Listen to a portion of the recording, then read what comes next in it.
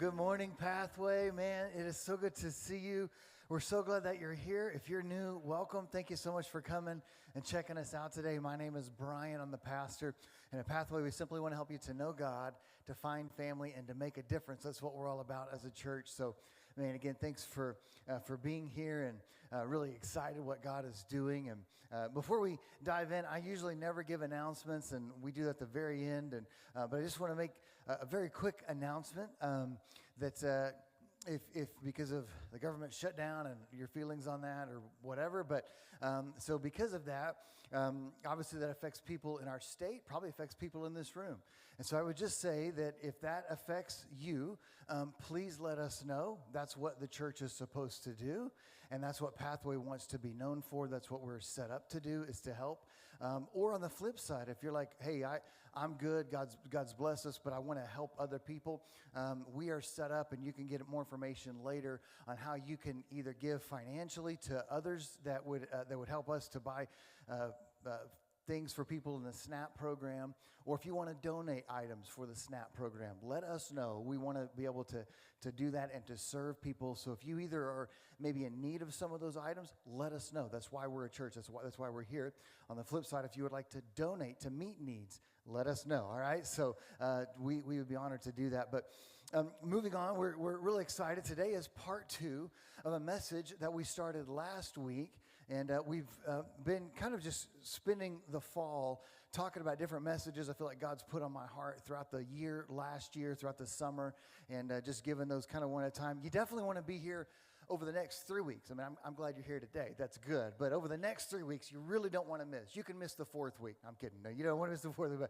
But the next 3 weeks, next week, we're going to talk about forgiveness. And we try to talk about that once a year because that is such a hot topic. And so you want to be here next week. We talk about forgiveness, really unforgiveness. And then the week after that, we're going to talk about finances. What does it mean to be a good steward financially of what God has given us? And as a result, if I'm a good steward, I should also be generous with what God gave me. And so what does that mean biblically? And then that 3rd week, we're going to talk about prayer.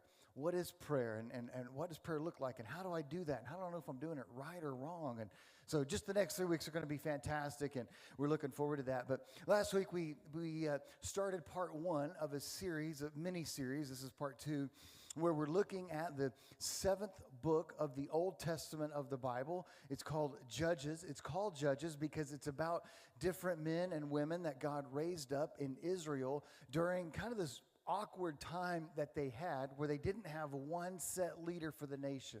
So they didn't have one leader. They didn't really have like a president. This is before they had a king. And so what God did was he would raise up different men and women who were really unique on a couple of levels. They were a judge, somewhat the way you and I would think of the judge when you hear that word.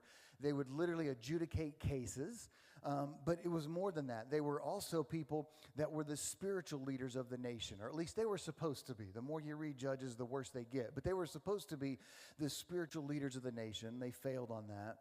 And then they were also, so many of them, military leaders of the nation. And so God would raise up different ones, and they would help kind of bring victory. They would help judge. They would help be leaders. They were supposed to help bring a spiritual renewal or revival. And sometimes they succeeded. Most of the time they failed. And we looked at a guy in Judges chapter 6 last week called Gideon. And Gideon is the lowest of the low. And in Judges chapter 6, verse 1, if you were with us last week, it says that Israel did evil in God's sight, and so God handed them over to a group of people called the Midianites, and they would come in every year during harvest season and totally wipe out all of the crops that Israel had planted all year. And this went on year after year till finally they wised up. God finally had their attention after 7 years, and they cried out to God in prayer, and God sent a guy named Gideon. God raised him up. When God finds him, Gideon says, I'm the lowest of the low, and God has to basically convince him, hey, I am going to use you. And that's a lot of 6. You can go back and read that or listen to the message from last week. But continuing on, Judges chapter 6, verse 33 to 40 says this. Soon afterward, the armies of Midian, Amalek, and the people of the east formed an alliance against Israel and crossed the Jordan, camping in the valley of Jezreel.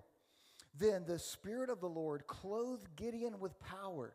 He blew a ram's horn as a call to arms, and the men of the clan of Abiezer came to him.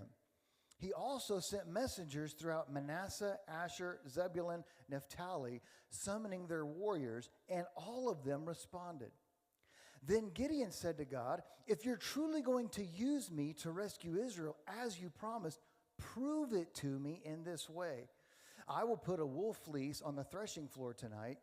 If the fleece is wet with dew in the morning, but the ground is dry, then I will know that you are going to help me rescue Israel as you promised."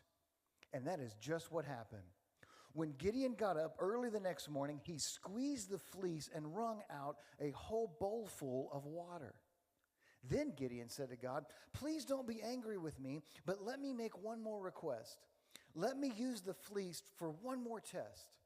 This time, let the fleece remain dry while the ground around is wet with dew." So that night, God did as Gideon asked.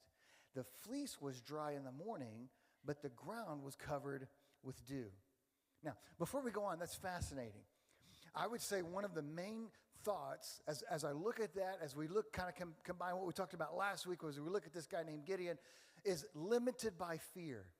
I would almost say that's one of the big themes of this whole episode of this life of Gideon, limited by fear. Note it, this is so fascinating to me. I know I'm a nerd, but this is really interesting to me because look at what it says in chapter 6, verse 34. The Spirit of the Lord came on Gideon powerfully or mightily, clothed him with power. The idea in Hebrew is that it's like the Spirit or the Holy Spirit came upon Gideon like a heavy coat, just engulfed him. And notice, how did Gideon respond? He blew the ram's horn as a call to arms. And the men responded of all the different tribes around him. They all came like, "All right, General Gideon, let's go." And so we're like, "Oh man, that's great. Yeah, that makes me feel good. God, give me power, and we're gonna take some action, and we're gonna go eat the bad guys, right?" But then look at almost the very next sentence, verse 36. But Gideon said to God, "If you're really going to use me, prove it." Now I don't know about you, but I'm like, no, wait a minute. There's a little bit of a conflict here.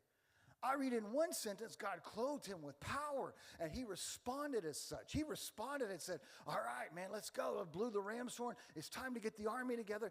But then the next statement is, he's like, literally, he has tens of thousands of soldiers. He's got tribes, and he's got men, and they're all there, and they're looking at him like, "General Gideon, let's go." Gideon turns out to be Gilligan from Gilligan's Island because he comes back to God privately, and he's like, "God, are you really going to use me?"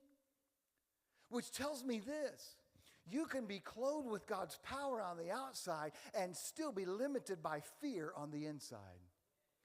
And we have to be careful when we pray big prayers. "Oh, God, do this." And God's like, "I will do that." And then when God begins to initiate his work in your life, all of a sudden on the inside, you get limited by fear. And you're limiting what God wants to do and what God will do. So it's not God that we should blame, but our own fear on the inside.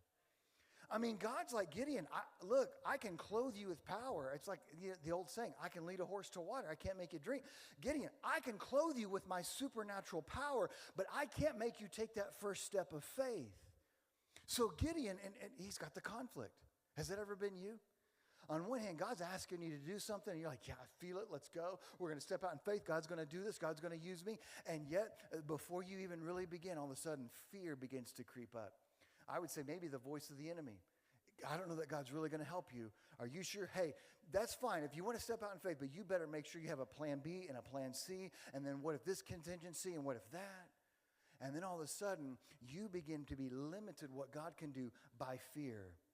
And I would just say this. This would be, I think, maybe encouraging for a lot of us. Notice what in Gideon, that our faith in God is sometimes a process. Because notice, he steps out, he says, "All right, God, clothe me with power." And God does that. And then the very next statement, it's almost like he takes a step backward, and I begin to doubt God. His faith begins to be a little limited. Faith in God at times can be a process. Now, let me just say this. The main hero of this story is not Gideon. Because the more you read, even in the next chapter, he does a nosedive in his life.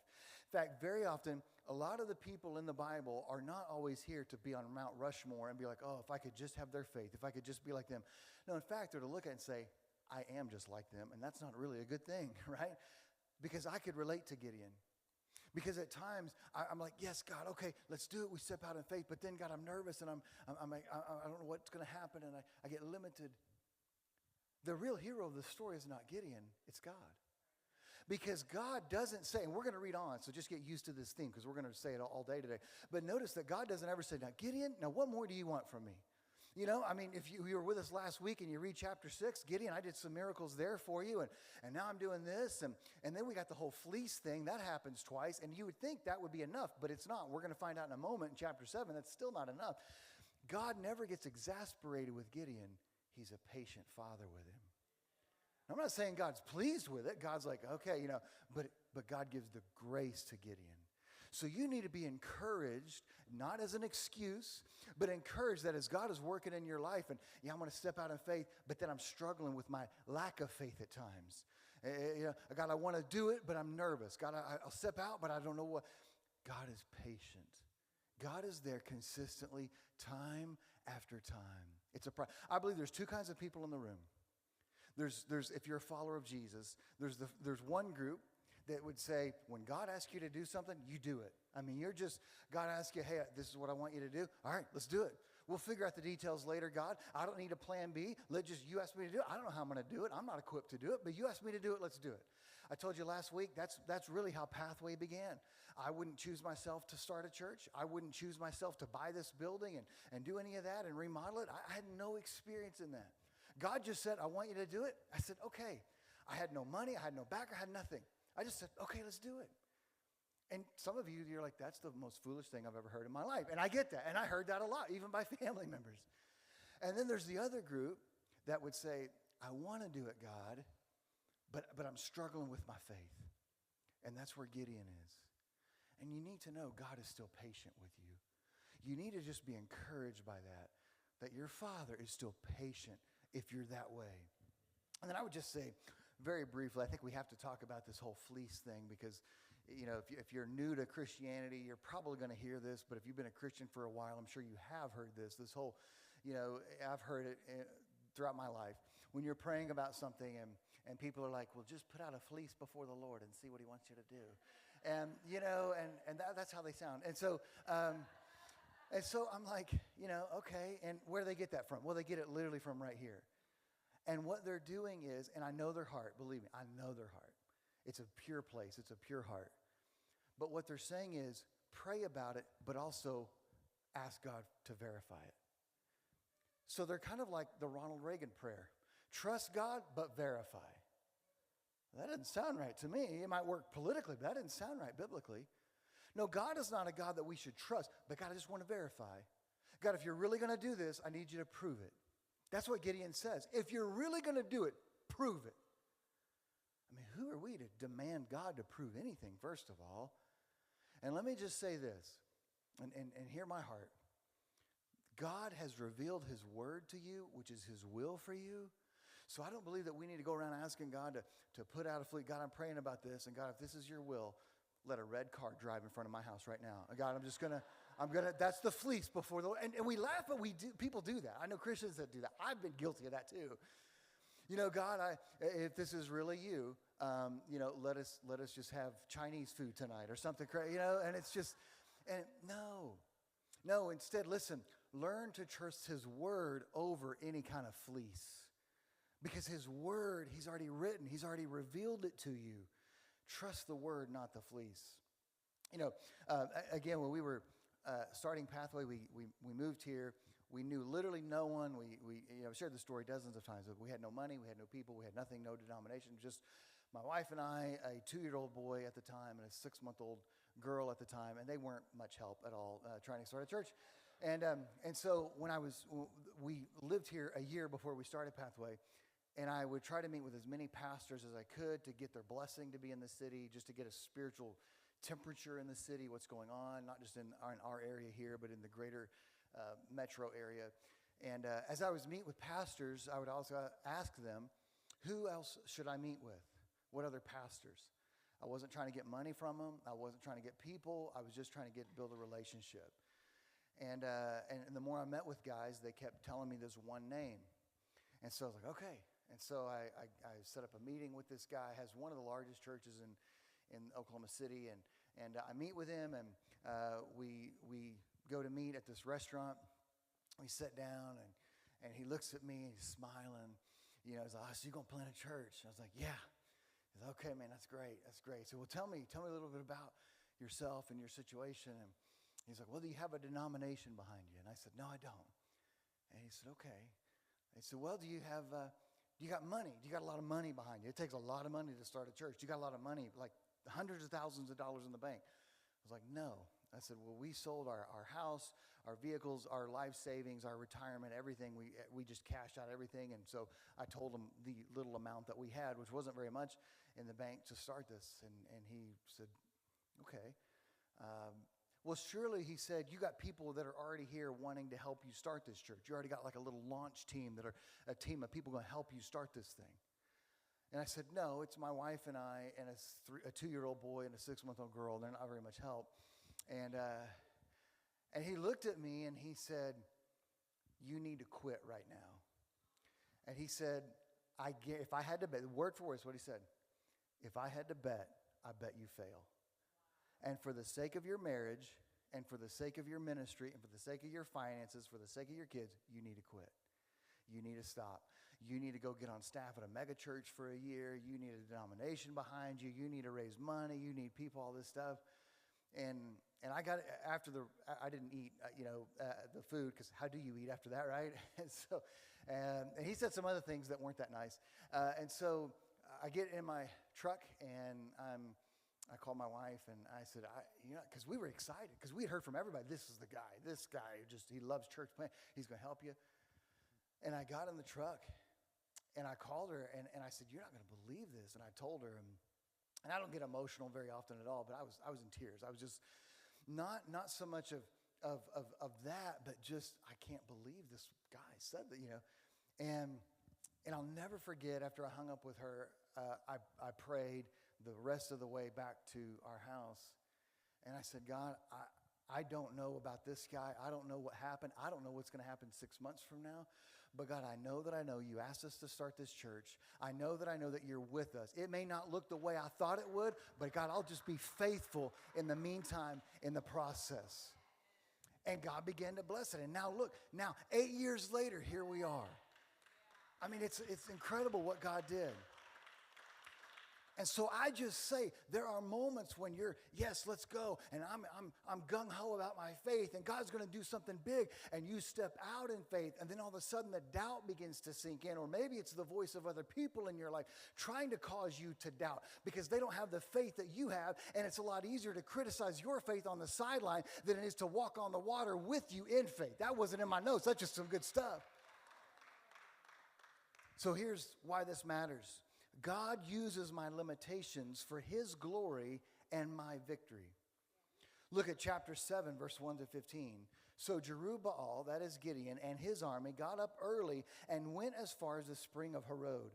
The armies of Midian were camped north of them in the valley near the hill of Moreh. The Lord said to Gideon, you have too many warriors with you. If I let all of you fight the Midianites, the Israelites will boast to me that they saved themselves by their own strength. Therefore, tell the people, whoever is timid or afraid may leave this mountain and go home. So 22,000 of them went home, leaving only 10,000 who were willing to fight. But the Lord told Gideon, there are still too many.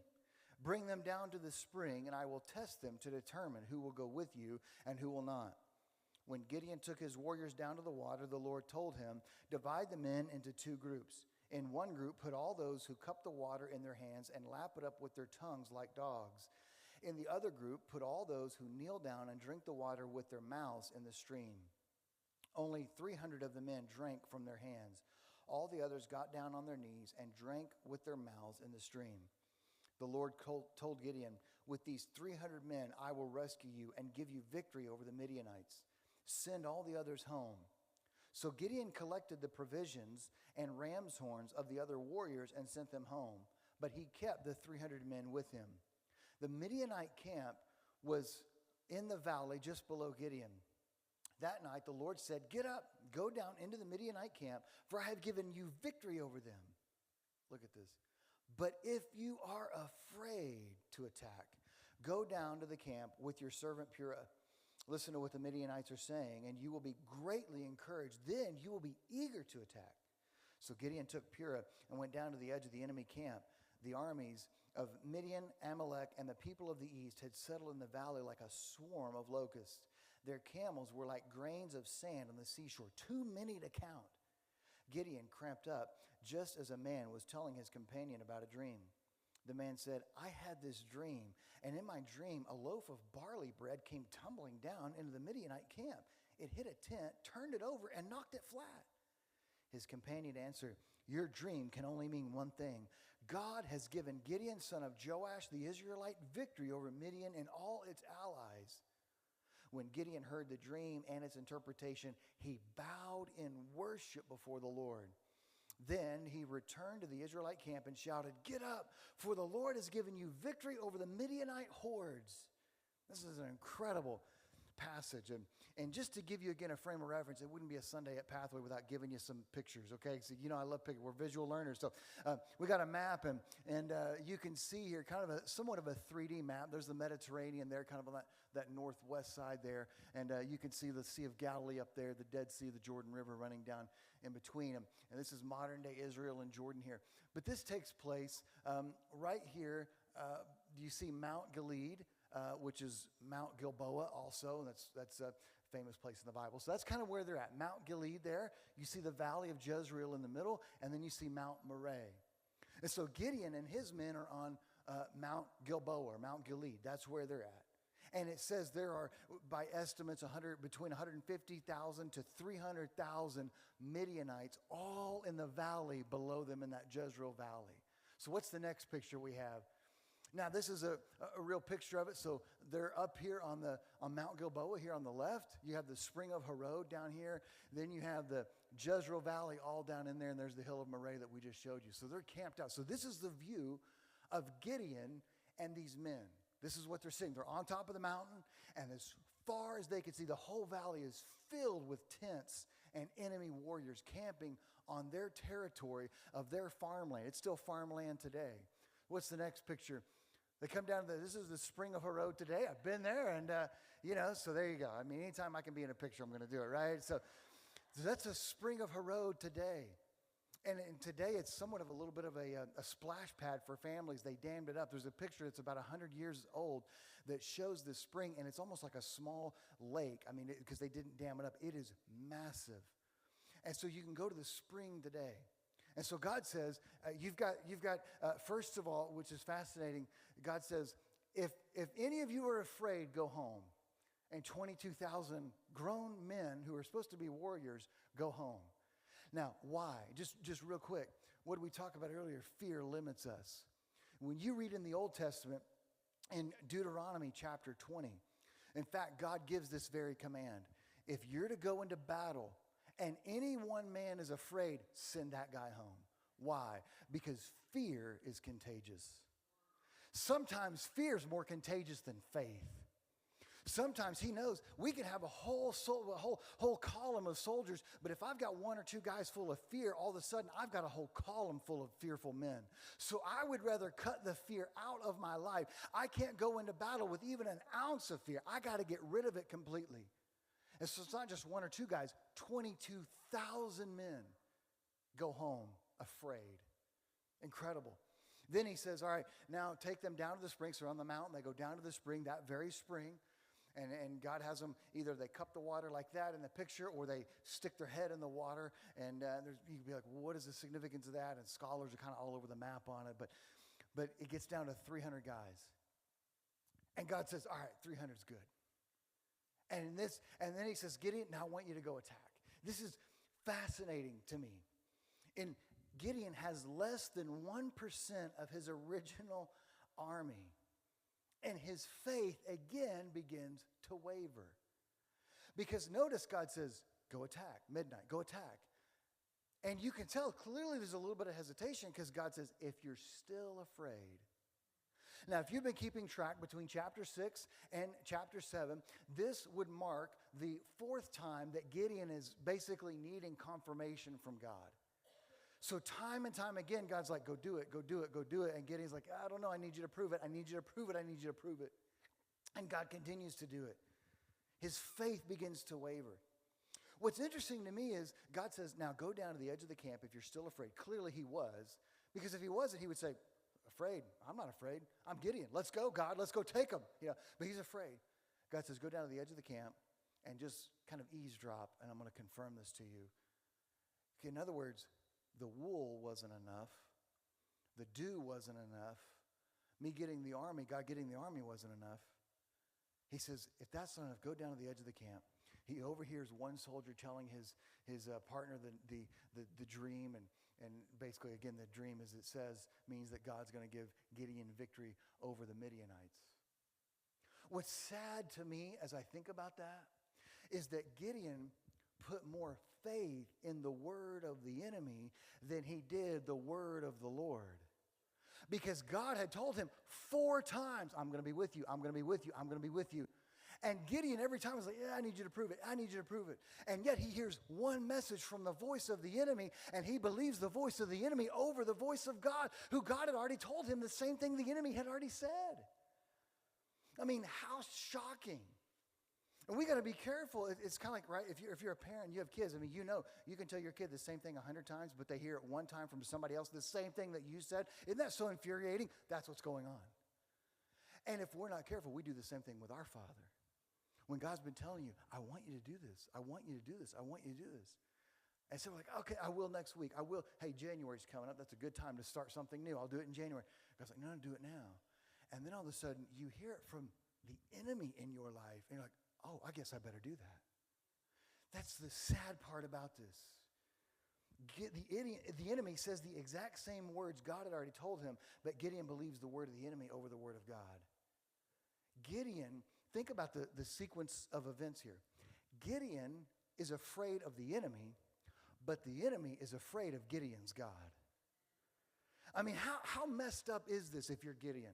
I'm afraid of them, but they're afraid of the God who told me to destroy them. I mean, it's like Gideon, you and God need to get on the same page. Listen, stop being afraid of the enemy in your life, because the enemy isn't afraid of you, to be honest. It's afraid of the God that you serve. So quit running around in fear and being limited by fear, and realize my enemy, I know they're not afraid of me because I'm nothing special, but they're afraid of the God that I pray to. So don't be afraid of the enemy, even with less than 1%. He's got 300 guys. Less than 1% of the original army. Gideon, again, is limited in 2 big ways. He's limited by faith, as we've talked about, and now quite literally he's limited by men. Only 300 men. He is as limited as he could possibly be. In other words, the Midianites and the Amalekites and all these other nations that are surrounding them, they have all the money, they have all the power, they have all the technology, they have all the men, they have all the connections. And yet God says, I don't need all of that. I just need less than 1%, and I can accomplish more than an entire army put together. You have to realize that the same thing that limits me, God will purposely use to bring me victory and him glory. Because the same thing that limited Gideon was his faith or lack thereof and his men. And God says, I can use both to not only give you victory, but me glory. So stop going around and telling God, if I had more money, then I would do that. God, if I had more education, I would do it. If I had more connections, I would do that. When I can learn to pray better, when I can learn to do this better, I just need more of that if I had more money. No, stop going around and limiting God and start realizing, God, you said to do it, let's go do it. We think we need the best or the most, but in reality, all we need is God. God doesn't need what you need. He just needs you. You're looking at him saying, God, I need you and all the stuff. And God's saying, no, you just need me. Listen, this is the point of it. God didn't need an army. He just needed Gideon to obey. And Gideon is trying to recognize, I don't need an army. I just need God to be on my side, because the God on my side is greater than any army I could ever face. And that's true of your life and my life right now. You don't need what other people at work need. You don't need what other people in your neighborhood need or other family and friends need. You just need the God of heaven to be on your side, and he will give you victory even with less than 1% of what everybody else has. Stop going around and say, God, I need more, because God's saying, I don't need more. I just need you to obey. That's what he's looking at. I think the key to the whole passage of this whole story of Gideon is in chapter 7, verse 2. Then God says to Gideon, you still have too many men. The Israelites will boast to me that they saved themselves by their own strength. So now we're going to totally flip it. I know I got you all excited and all worked up, and that's good. But we're going to flip it. Because really the whole point of this whole story, this true historical event, is what? God is purposely limiting Gideon. Why? Because he's proving not just to Gideon, but to all of Israel, I don't need what you need. And you don't need what you think you need. You just need me. Could it be that God is purposely limiting things or people in your life because you're beginning to be too attached to them? You're beginning to be too attached to that thing or to that dream or to that goal or to that amount in the bank or the whatever. You're beginning to be too attached to that. And God is saying, if you're not careful when the battle comes, you're going to rely more on that thing or that person or that relationship than you do me. And all of a sudden, then the enemy really will overtake you because you're not relying on me, you're relying on the thing. And the thing can't give you victory like I can. So for your own good, Gideon and you, insert your name, God's saying, I'm going to purposely take that away. It's not punishment. It's not that I'm mad at you. But for your own good, I'm going to purposely take it away. I am purposely going to limit you so that you realize your eyes are on me alone. Because if I give you the thing, you're going to think, oh, I did it. And then the next time, the enemy will come in and knock you down completely. God could be removing things or people in your life because you're trusting them instead of him. Well, here's the big takeaway. We have to give God my limitations. Look at how it ends. Chapter 7, verse 16 to 22. Verse 16. He, Gideon, divided the 300 men into 3 groups and gave each man a ram's horn and a clay jar with a torch in it. Then he said to them, keep your eyes on me. When I come to the edge of the camp, do just as I do. As soon as I and those with me blow the ram's horns, blow yours too, all around the entire camp, and shout, for the Lord and for Gideon. It was just after midnight, after the changing of the guard, when Gideon and the 300 men with him reached the edge of the Midianite camp. Suddenly they blew the ram's horns and broke their clay jars. Then all 3 groups blew their horns and broke their jars. They held blazing torches in their left hand and horns in their right hands. And they all shouted, a sword for the Lord and for Gideon. Each man stood at his position around the camp and watched as all the Midianites rushed around in a panic, shouting as they ran to escape.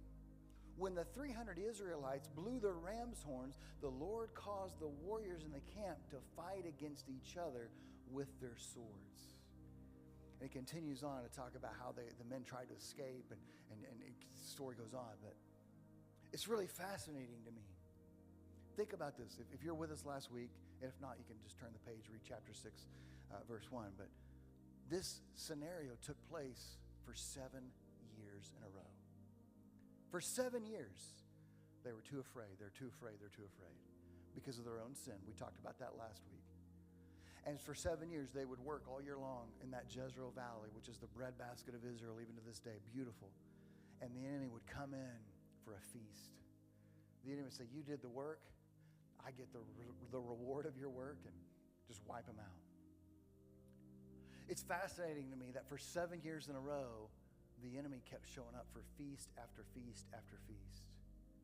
And this time, the Midianites are showing up for a feast, but they're about to get a fight that they're not prepared for. Listen, the enemy of your life could be saying, you got that same habit.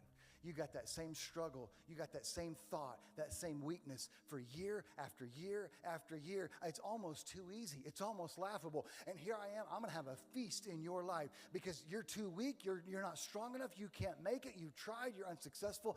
But what the enemy doesn't know when they show up for a feast this time is this time you wised up. And this time you're not praying to the false gods. You're praying to the God of heaven. God, I'm crying out to you. Rescue me. And so while the enemy shows up for a feast, he's actually going to get a fight, and you're not the one fighting. Your Father's fighting on your behalf to give you victory.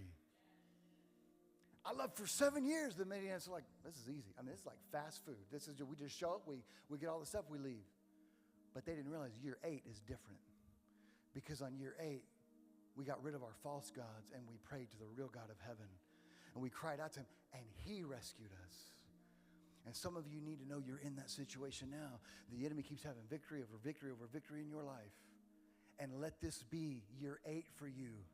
Year 8 where we get rid of the other junk that we don't need, the other sin that we don't need. And we cry out, God, would you help me? God, would you rescue me? And he will. I love verse 19 to 21. We're not going to read it again for time's sake, but it details the battle. Gideon separates the men into 3 columns. Almost like a horseshoe type of look, surrounding the Midianites. Because remember, they're kind of surrounded on 2 sides of a mountain, and then they got the valley, and so they kind of hemmed them in, and they got them surrounded. And Gideon, this is so fascinating when you just slow down and read the Bible. You got 300 men going against between 150,000 to 300,000. And at least, God, we get that we're really limited, we're going to trust in you. Okay, but at least give us a sword. In fact, we have 2 hands. Give us 2 swords. That's at least 600. I mean, that gives us a marginal fighting chance. But not one time, and it's fascinating, isn't it, that the men say, a sword for the Lord and for Gideon, and yet they ain't got swords. They don't have any military weapons at all. What weapons do they have? They have a clay pot with a torch over it, or a torch inside of it, and they have a ram's horn, which would be sort of like a shofar. And we'll talk about that in a moment. And that's all they have. In fact, they have in one hand the shofar, the trumpet. On the other hand, the torch. Even if they had a sword, they ain't got a hand to hold the sword. So all they can do is not fight with their hands, but fight a sword for the Lord and for Gideon and shout. What is that? Worship. Their hands are occupied. They can't fight the enemy even if they wanted to. But the only fight that they can do is worship. God, you're going to rescue us. God, you're going to take care of us. God, you're going to redeem us. You're going to save us. Could it be that the real weapon that God is using with them is worship? I would just say this. Worship, I believe, is a weapon. I believe worship is part of spiritual warfare. Because notice the weapon that you see consistently here is noise. So that they surround the camp. They blow the ram's horn, the shofar. They blow, which, by the way, the shofar was meant for a couple of things. One, it could be for a call to arms, as we saw earlier. A call for battle, a call for war. Think of in the old days with the cavalry, right? And the trumpet is kind of like that. But the shofar was also used for a call to worship. And in this case, it's both. Because sometimes in my life, I'm not just worshiping God for his goodness. I'm worshiping through the battle. I'm worshiping through the pain. I'm worshiping through the struggle. Because worship is my weapon. And that's what they're doing. God purposely limits not just the 300 guys, but he limits the weapons they use to where they're not fighting against flesh and blood, but against principalities of darkness they can't see. How? Through worship. And they cry out. So they cry out. They blow the trumpet, worship. And then they cry out, a sword for the Lord. They break the clay pots. And then all of a sudden, light illuminates the nighttime.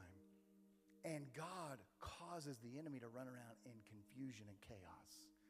In other words, God used their worship. And as it was worship to God, he used that as chaos to confuse the enemy. That's what your worship does. That's why it's so powerful. Because it's not just blessing God, although it is. It's also, as you do that, confusing the enemy. Like, I don't know what's going on. I mean, I've got them surrounded 10-1. There's no way they're going to win this time. They're going to have to quit. They're going to have to stop going to church. They're going to have to stop praying. There's no way they're going to make this financially. There's no way they're going to survive this physically. I mean, there's just no way. And all of a sudden, as you begin to worship in the midst of the pit of your situation, and you begin to worship even though you're limited, and you begin to worship when you don't have enough, the enemy's like, I'm confused because they should be done. They should have the white flag. They should give in. And yet they're worshiping when they don't even have enough, and the enemy's confused, and God gives you victory through that. It's a fascinating. Their weapon was worship. And think about this in verse 15. Gideon doesn't worship when God does the fleece thing. I mean, that would be really cool. He doesn't worship in chapter 6. We talked about that. When does it say he worshiped? After he heard the word of the enemy. Then he falls on his face and worship. Worship replaces fear with faith. Remember, what have we said? What has the Bible told you? At least 4, I believe there's a couple more if we're going to get technical, but at least 4 times God tells Gideon, even in chapter 6, I'm going to be with you, I'm going to be with you, I'm going to be with you. And he never does anything about it until here. Finally, he worships. In other words, he was limited by fear the whole time. And now through worship, he gets victory.